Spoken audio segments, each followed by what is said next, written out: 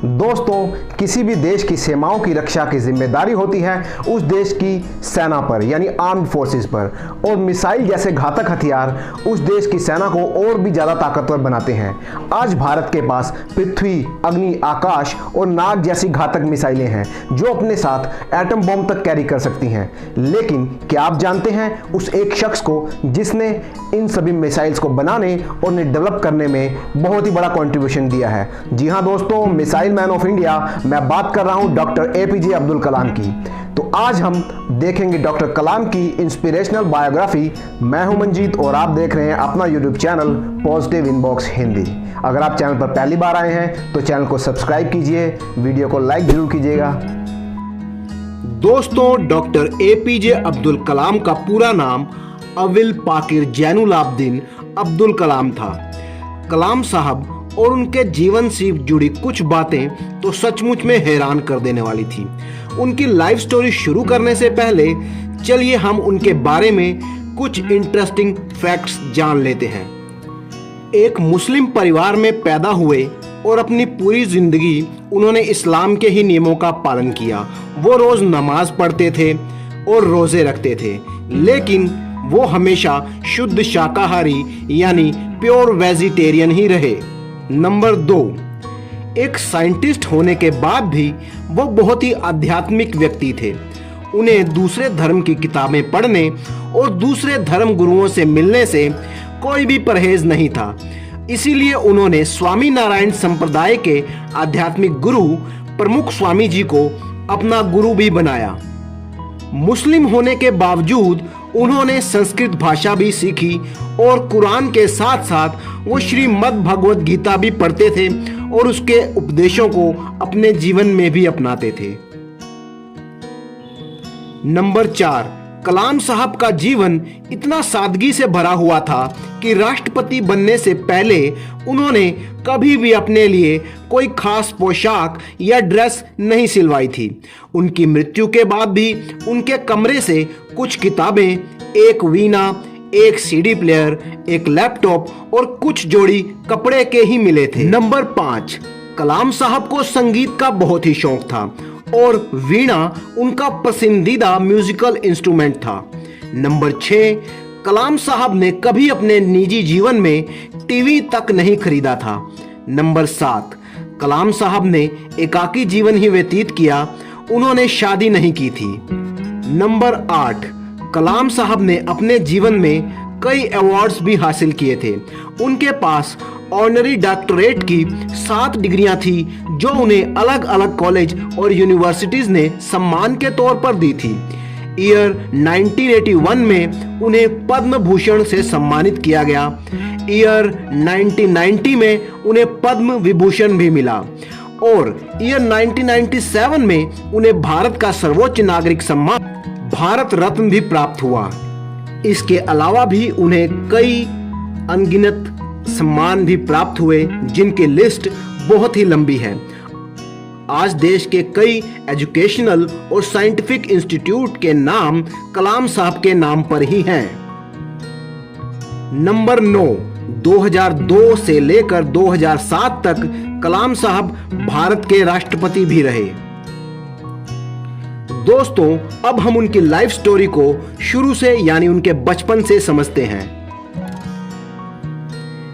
तमिलनाडु के रामेश्वरम में 15 अक्टूबर 1931 में जन्मे अब्दुल कलाम के पिता जैनुलाब्दीन एक मस्जिद में इमाम थे और साथ ही वो नाव चलाने का काम भी करते थे। रामेश्वरम हिंदुओं का एक प्रमुख धार्मिक स्थल है और उनके पिता वहां आने वाले हिंदू तीर्थयात्रियों को नाव में बैठाकर ले जाया करते थे। कलाम बचपन से ही रोज अपने पिता के साथ मस्जिद में नमाज पढ़ने जाते थे। उनके पिता के कई हिंदू पुजारी दोस्त भी थे, इसीलिए कलाम हिंदू धर्म को भी पूरा सम्मान देते थे। कलाम के परिवार में उनकी मां आशिमा और उनके 4 बड़े भाई और एक बहन भी थी। कलाम इन सब में सबसे छोटे थे। कलाम का बचपन गरीबी में ही बीत रहा था, लेकिन उनके परिवार ने उनके शिक्षा के लिए हमेशा कलाम का पूरा सहयोग किया। कलाम बचपन में एक सामान्य विद्यार्थी ही थे, लेकिन उनमें सीखने की इच्छा बहुत ही ज्यादा थी। वो घंटों अपनी पढ़ाई में बिता दिया करते थे। दोस्तों, मैथमेटिक्स यानी गणित कलाम साहब का पसंदीदा सब्जेक्ट था। परिवार की आमदनी कम थी, इसलिए कलाम ने बचपन में अखबार बांटने का काम भी किया। कलाम ने शुरुआती शिक्षा रामेश्वरम के ही एक स्कूल में पूरी की। इसके बाद साल 1954 में उन्होंने मद्रास के कॉलेज में ग्रेजुएशन पूरी की। ईयर 1955 में उन्होंने मद्रास के इंस्टीट्यूट ऑफ टेक्नोलॉजी में एरोस्पेस इंजीनियरिंग में दाखिला लेना चाहा, लेकिन दाखिले की फीस बहुत ही ज़्यादा थी। फिर भी कलाम साहब की बहन ने अपने गहने बेचकर कलाम साहब को वहां पर एडमिशन दिलवा ही दिया। मद्रास से एरोस्पेस इंजीनियरिंग की डिग्री लेने के बाद कलाम साहब ने 2 जगह पर नौकरी के लिए अप्लाई किया। पहला इंडियन एयरफोर्स में और दूसरा भारत सरकार के DRDO में एक साइंटिस्ट के रूप में। इंडियन एयरफोर्स में नौकरी को लेकर कलाम साहब बहुत ही उत्साहित थे, क्योंकि बचपन से ही वो एयरफोर्स के एयरक्राफ्ट्स को उड़ता हुआ देखते थे और उनमें उड़ने की ख्वाहिश भी रखते थे। लेकिन एयरफोर्स में उनका सिलेक्शन नहीं हो पाया, जिससे उनको काफ़ी मायूसी हुई।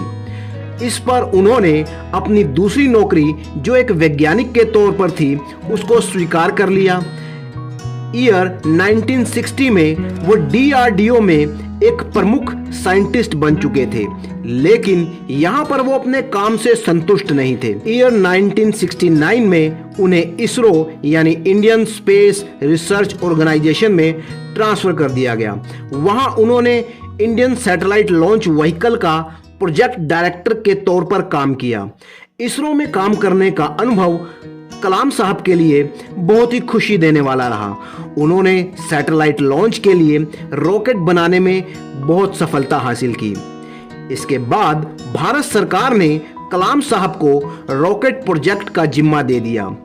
ईयर 1963 से लेकर 1964 में उन्हें ट्रेनिंग के लिए अमेरिका की अंतरिक्ष संस्था नासा में भेजा गया। अपनी ट्रेनिंग पूरी करके कलाम साहब जब भारत में वापस आए तो उन्हें कई रॉकेट प्रोजेक्ट और बैलिस्टिक मिसाइल प्रोजेक्ट पर काम करने का मौका मिला और एक से बढ़कर एक मिसाइल उन्होंने भारत की सुरक्षा के लिए तैयार करना शुरू कर दी।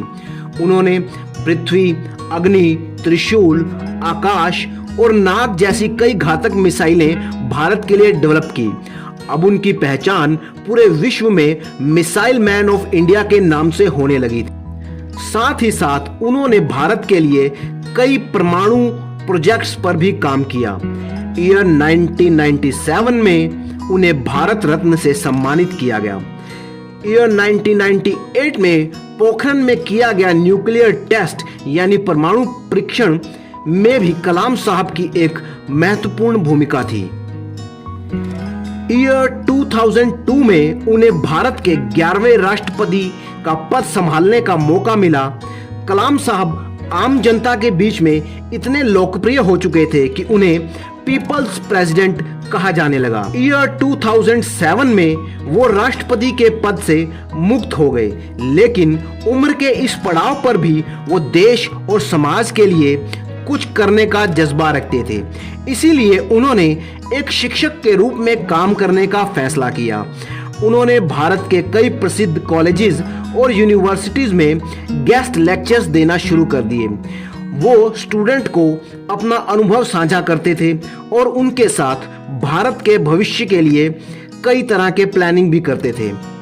कलाम साहब को स्टूडेंट के साथ टाइम बिताना बहुत ही अच्छा लगता था। समय इसी तरह अपनी रफ्तार से गुजर रहा था। 27 जुलाई 2015 को जब वो Indian institute of management Shillong में स्टूडेंट्स को लेक्चर दे रहे थे तो अचानक दिल का दौरा पड़ने से उनकी मृत्यु हो गई। वो अपने जीवन के 83 साल पूरे कर चुके थे। कलाम साहब की ये लाइफ स्टोरी और उनके विचार हमें आज भी इंस्पायर करते हैं। तो दोस्तों, इस तरह की इंफॉर्मेशनल और इंस्पिरेशनल वीडियोस देखने के लिए चैनल को सब्सक्राइब कीजिए, वीडियो को लाइक कीजिए। Thank you for watching. और हाँ, कमेंट करके हमें जरूर बताइएगा कि आपको ये वीडियो कैसी लगी। Thank you.